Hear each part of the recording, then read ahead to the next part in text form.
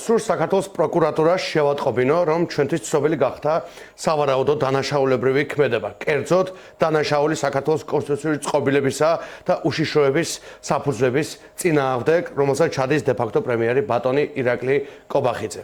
კობახიძე მორიგ ჯერზე მისცა ჩვენება საკუთარი სახელმწიფოს და ერის წინააღმდეგ. სწორედ ეს არის ნამდვილი საბოტაჟის ანატომია. რა თქმა უნდა, არ დააყოვნა ცხინვალის საოკუპაციო რეჟიმის პასუხმა, რომელსაც უკვე მინიმუმ მე-6-ად აციტირა კობახიძის ესადოის განცხადება საქართველოს სახელმწიფოს წინააღმდეგ. რა თქმა უნდა, საოკუპაციო რეჟიმმა გამოიყენა ის გარემოება, რომ სახელმწიფოს და პრეზიდენტს არსად და არასდროს არ მიჩნევს არავინ. შესაბამისად, კობახიძის ციტატის გამოყენებით საოკუპაციო რეჟიმმა პასუხისმგებლობა დააკისრა სრულიად ქართულ სახელმწიფოს. საოკუპაციო რეჟიმმა იცის, რომ საქართველოს ყავს დე-ფაქტო პრემიერი, რომელიც არც ერთხელ არ ყოფილა ეგრეთ წოდებულ ადმინისტრაციულ საზღვართან.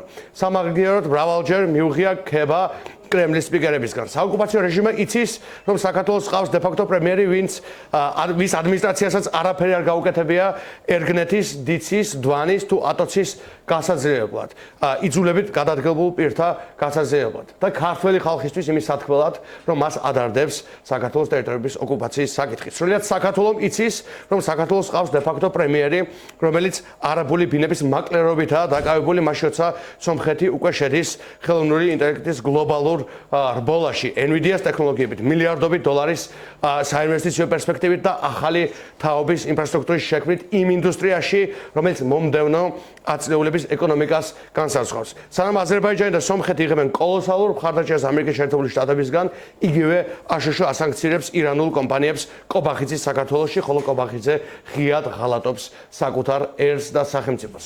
სანამ რიგითი ქართველი გაზრდილ ფასებს ებრძვის, სანამ ქვეყანაში ადგილი აქვს უმწვავეს დემოგრაფიულ კრიზისს და ქართველების მასობრივ გადინებას ქვეყნიდან, საქართველოს ყავს დე-ფაქტო პრემიერი, რომელიც ძირს უთხრის ქართულ სახელმწიფოებრიობას და მტრის სასარგებლოდ იძლევა ჩვენებას. ეს არის წინასწარ გაცხადებული საბოტაჟის ქრონიკა. პრემიერი ერის წინააღმდეგ, რეჟიმი სახელმწიფოს წინააღმდეგ.